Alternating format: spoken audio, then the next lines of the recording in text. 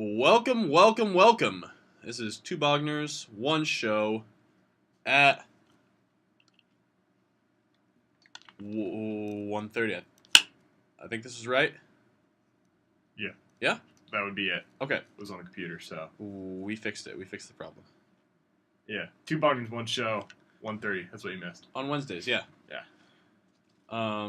So, basically, we're going to talk about March Madness this week because it is March and college basketball is maddening.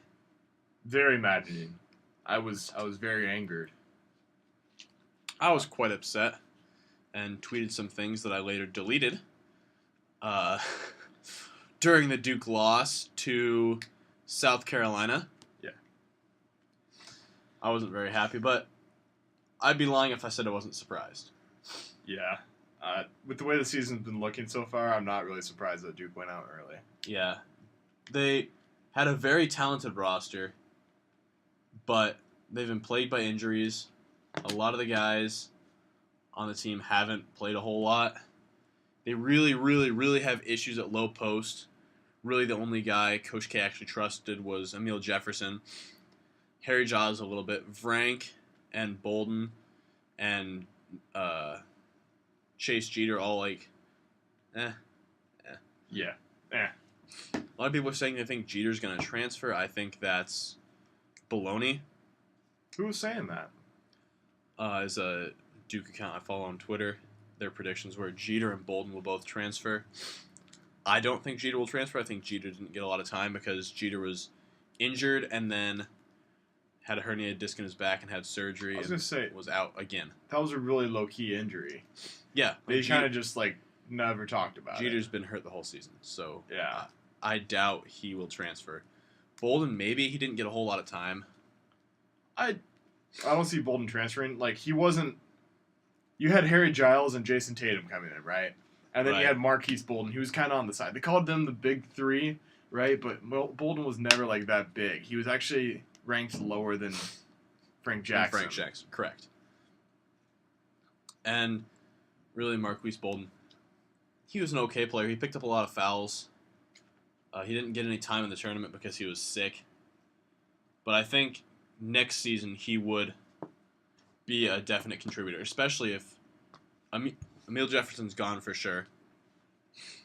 And if Harry Giles leaves, that leaves Bolden and Jeter and Vrankovic. Right. And All- new. And Javin DeLaurier. But there's new people. Those four would all be the post players. And so if they could have a four post guy rotation, like four strong post players all rotating, and Sean Obi, he hasn't been healthy for a while, but if he's healthy next year, they could have a 5 post player rotation. They'd be so strong in the paint. That's typically Duke's weakness is post guys. They have stellar guard play every year, but their post players are usually on the lower end of Now, post skill, with the exception of course, Emil Jefferson, but he's undersized. He'd be a small forward in the NBA no matter what. And the 3 Plumlee brothers all did pretty well when they played post. do you think the success when they last won the tournament in, what was it, 2014? 2015. 2015? Do you think that was because of Jahlil Okafor playing a strong post position? Well, what they had had Jahlil Okafor playing a very strong strong center. They had Emil Jefferson as a junior doing what he does.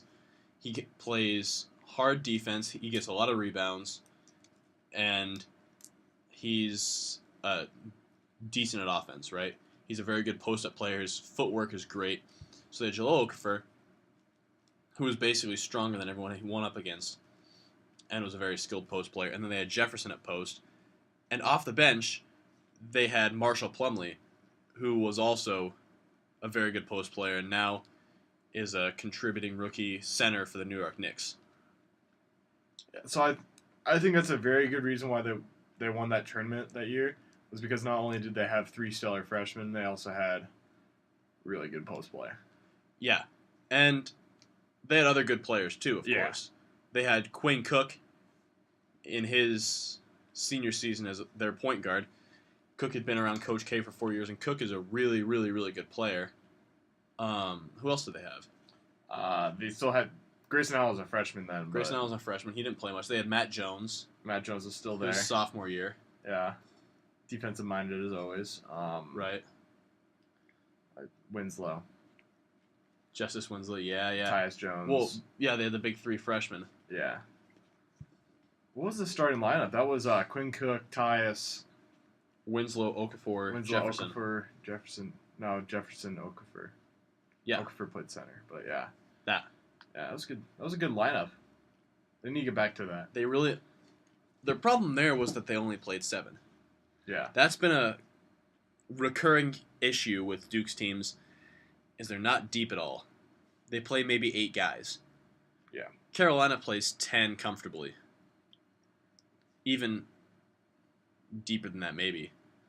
But if they had more depth, they can go to the bench and they don't have to worry as much about guys getting in foul trouble or being fatigued or even being injured and having nagging injuries like Grayson Allen and Emil Jefferson did this whole season. Because those two were hurt with smaller injuries basically the whole season. And when it came down to it, they were playing so many minutes they didn't have time to recover. Yeah. Well, that's Duke out of the way. Jason Tatum just declared for the draft today, so he's out. Harry Giles has not declared yet. No, neither has Grayson. Grayson Allen and Luke Kennard are both up in the air about testing the draft waters, is the quote I've seen. I think they will both stay. I don't think Kennard's going. Grayson might go. If Grayson goes, it's going to be bad for him, though. Yeah, Grayson Allen's draft stock is pretty low at this point. Harry Giles should not go. He shouldn't go, but he will. He might, because if you can get paid before you get hurt again, you should. Right, but if he gets hurt in his rookie season in the NBA, he might only have 3 seasons that he plays before going to the D League and playing a little bit in Europe and then eventually having to retire from basketball with 1 year of college education. If he thinks that getting injured again is that big of an issue and he has that bad of knees and they're shot and he's not going to be able to play again, I think it would be very wise for Harry Giles to stay at Duke and get a degree, because a degree at Duke, or a degree from Duke, is pretty good in the job market. If you come in and say, I graduated from Duke and I have a degree in this, I think a lot of employers would be impressed. Is a knee implant a thing? Like, can you get a fake knee? Yes. Clark, we have a grandmother that has 2 fake knees. Okay, well, why doesn't he get a fake knee?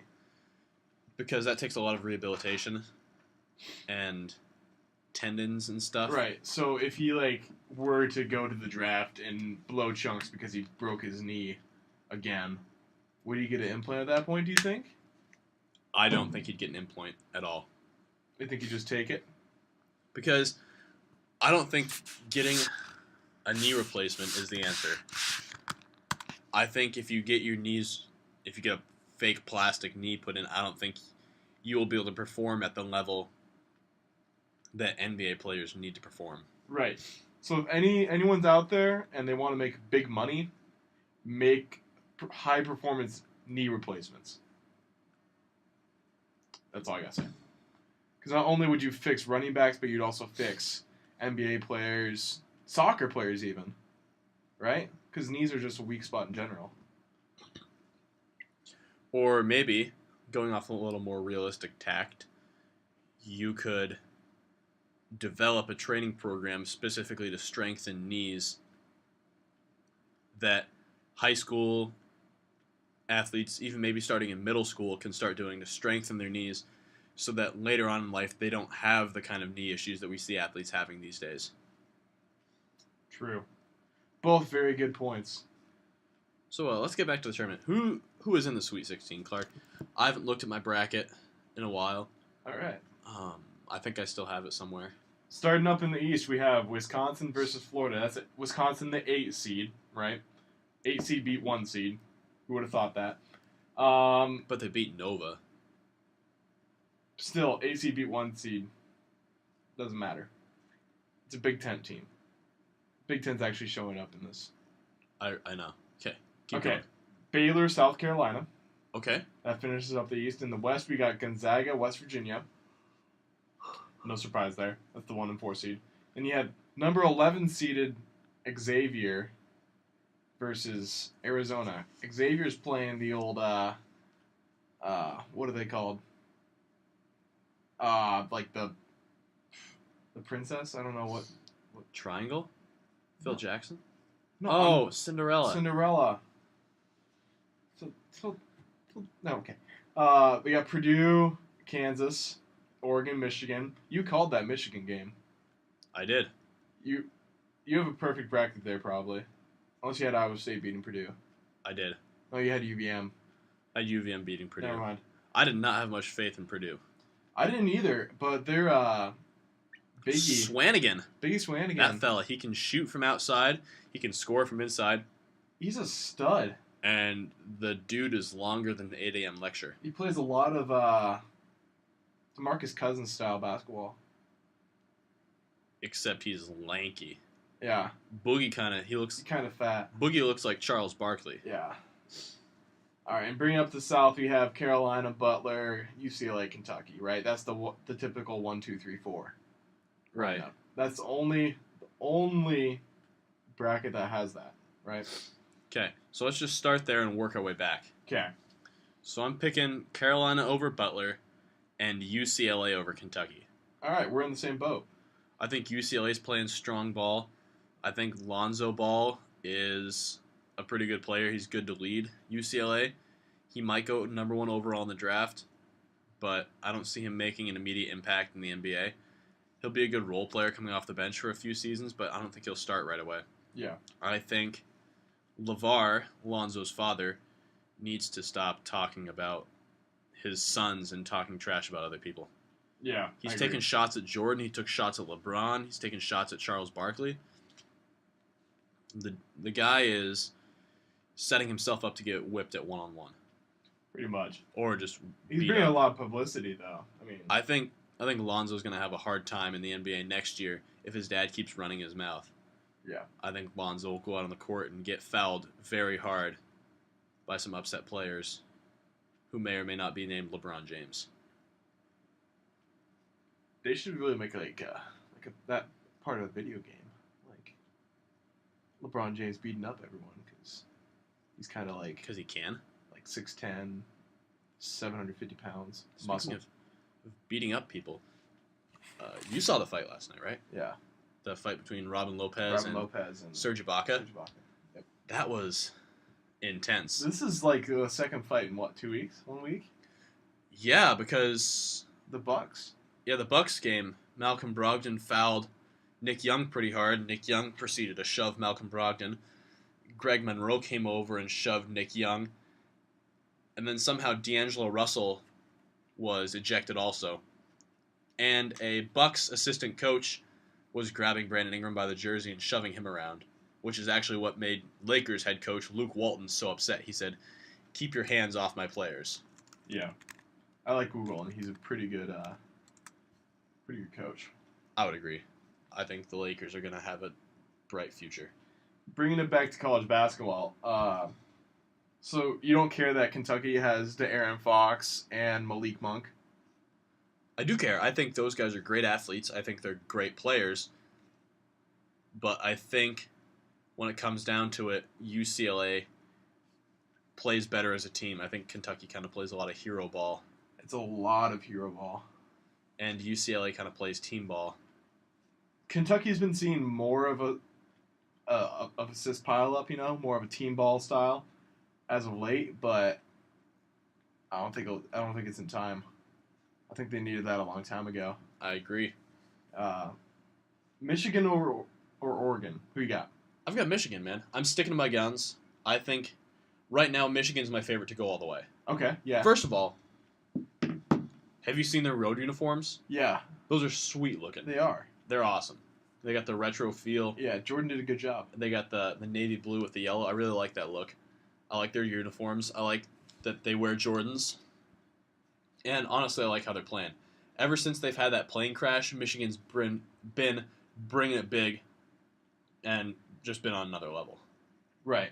I agree with you. Their big guy, I can't remember what his name is. He kind of has the Tate Tufty hair. Okay, I don't know who he is. Yeah, I don't know. Anyway, he's a stud.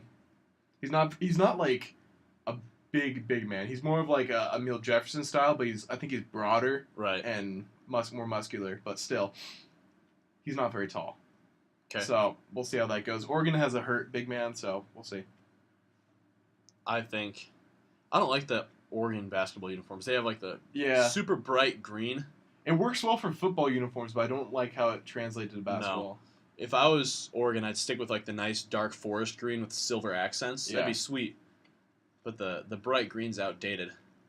I think it's about 4 years old. Yeah. When I was a senior in high school, neon green was really cool for basketball, and it's taken a sharp decline since then. It's like the 1 year gray uniforms were cool. Yeah. 09 or 08.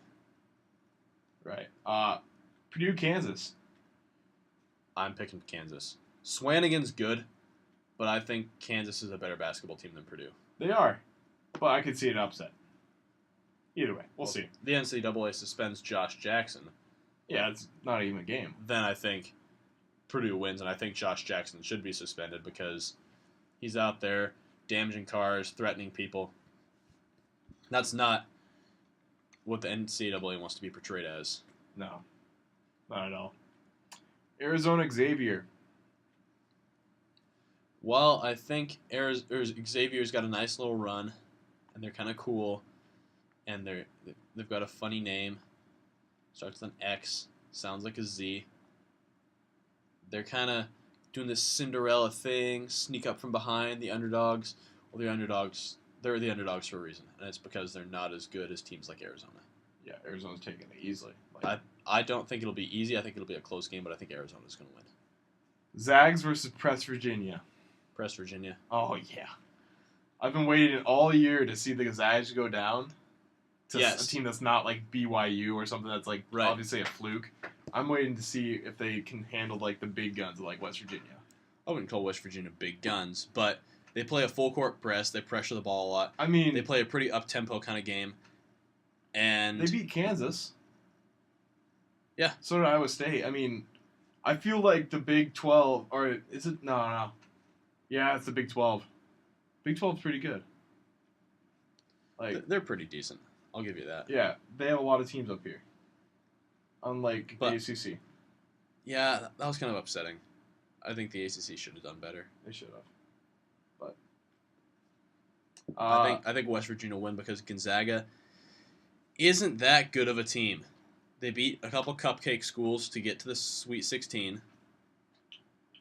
They survived a couple cupcake schools. There we go. Let me look at the score. They survived a couple cupcake games. Northwestern, they only won by 6. Let me put this in perspective. This is Northwestern's first year in the NCAA tournament. They're sitting at 500 for games won. So that tells us one big thing, that Northwestern does not have a basketball program where they recruit a lot of really good players. Unlike Gonzaga. Gonzaga probably has a pretty good recruiting thing going on. They're the most consistent team in the tournament.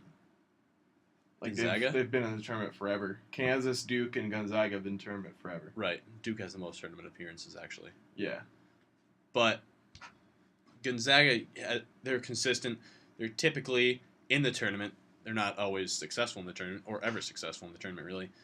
But they go to the tournament a lot, and it helps them recruit.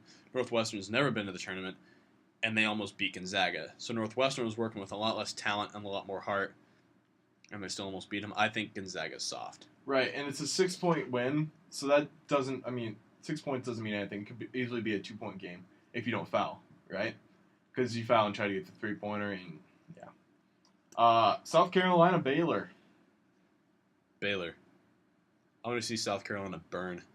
I want Baylor to beat South Carolina by 35 points. 35 points, all right.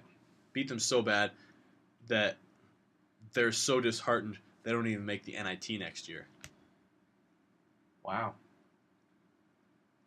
So, Florida, Wisconsin. I'm saying Wisconsin. Yeah, I'm kind of mad about Wisconsin. They have an 8 seed, and on all honesty, they should be like more like a 5 seed, right? They lost. They were in the Big Ten championship, right? Right. Lost to Michigan. Michigan got a 7 seed. Yeah. People really undervalued the Big Ten this year. I think the Big Ten was discredited. And a reason that they weren't really crediting the Big Ten is because there were teams like Villanova and Gonzaga who are supposed to be the best teams out there. Whatever. So these guys were 1 seeds because they had good records. They played a couple top 25 schools and didn't get obliterated. And so the selection committee decided, for some reason, that Gonzaga and Villanova were worthy of 1 seeds and not, 3 or 4 seeds like they should have been. It's not going to be a popular opinion with you. At the same time, do you think the ACC was overseeded? Nope. Not even Louisville. Louisville might have been. I don't think Louisville was that great. They're usually a tough team, which might have played into why they were overseeded. What was Michigan State ranked this year? Michigan State was an 8. Do you think they deserved an 8? I think they deserved like a 6. Were they as good as Wisconsin? Yeah. Okay. So you think Michigan State got underranked? I think Michigan State was underranked. Interesting, because Michigan State's a team like Louisville, right? Even if they don't have a great regular season, usually they're very, very tough in the tournament, which is why I think Louisville was ranked higher than people think they should have been. So I'm just saying, purely out of the game, right? Oh, sorry, they're a 9, right? Miami's an 8 seed. What? Michigan State's a 9 seed. Michigan State beats Miami by 20. Yeah, I don't think Miami should have been an 8 seed. I don't think they should have been. I don't think Virginia. I'm gonna look back and see what seed they were, but they really disappointed me. Yeah, Virginia didn't really have a lot of offense this year. They were very good at defense. They were a 5 seed. They probably weren't a 5 seed caliber. No. The ACC had a lot of hype this year for being a really tough conference, and I think that's true. Yeah. But I think they kind of played themselves out during the regular season and didn't have a lot of legs when it got to the end of the season. Yeah, no, Virginia was really, really good at playing ACC ball. But when it came to playing the rest of the game that everyone else brings, like the Big Ten, they don't really care much about defense, right? They just have really high-powered offenses. Also, like the Big 12, they have high-powered offense. So you bring high-powered offense against high-powered defense, and usually offense prevails, right? Right. Besides Broncos in the Super Bowl. What other games we got to talk about, boy? That's it. That's it? Who are you predicting wins from this point on? Can I have 2 predictions? Yes. Okay. My heart, what it tells me, my heart tells me Michigan. My heart also told me to pick Duke to win it all. That didn't happen. But I think I like Michigan. I like what they're doing. I don't necessarily think they're the best team in the tournament, but, I mean, hey, why not? Why not them? And then the other team I'd like to pick is Carolina. I'm a Duke fan. Don't get me wrong. But I like what Carolina's done. They've got Joel Berry, Kenny Meeks, Isaiah Hicks, Josh Jackson. Who's their 5th starter? I don't know. Some point guard, right? He's a shooting guard, but yeah. Yeah. So they've got those 4 guys who they've all been in the Carolina program for a really long time. And that's what I like to see. Carolina doesn't have a flashy one-and-done Jason Tatum style player. They have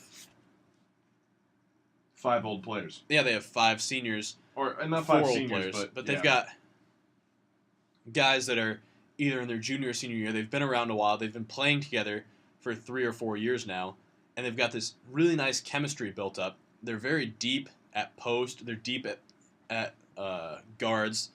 They've got a really strong, really deep team, and they've got an experienced team. A lot of these guys probably had the potential to go early in the draft, but they decided to forego that and stay at Carolina, which is why they're so good, because they brought in really talented, high, what's the word I'm looking for? High-powered? Not What? high-powered, but like high-star, high-ranking recruits. High sought after, yeah. Yeah, recruits that are very sought after. And these guys stayed around and learned to play really well together. And so I think Carolina right now is the ideal picture of a college basketball team. This team went to the championship last year and lost in a buzzer beater to Villanova. and then almost everyone came back. Yeah. Their point guard graduated, but that's... But they replaced him with Joel Berry, who's been around forever. Yeah, no. So I agree with your statement of that they were in the final last year, right? It wasn't a fluke. I mean, it was a fluke that they lost, right? Because they hit a buzzer beater themselves with 3 seconds left. Right? And you're like, oh, that's the dagger, dude. Oh, you beat Villanova, yeah. And then Villanova drives down and hits a stupid 3 that, like, no one could replicate ever. So I think Carolina's definitely my favorite. Yeah, I think Carolina should win. And I won't be upset if Carolina wins because I think Carolina's a very good team, and I like how they're not playing the one-and-done game. Now, part of the reason they're not playing the one-and-done game, of course... Fake classes. But... Yes, the fake classes. You want to hear my upset? What's your upset? Purdue. Purdue's going to win? Yep. You think so? It's my upset, man. That's your upset pick. Purdue winning a Purdue championship. or Wisconsin? I can see Wisconsin. I don't like Purdue. Okay. I don't think Purdue's good enough. Yeah, that's your choice. So that's really all we've got today. Thanks for tuning in. Tune in next week. I'm Eric. I'm Clark. And we're two Brogners having one show at 1:30. Thanks, guys. Have a good week.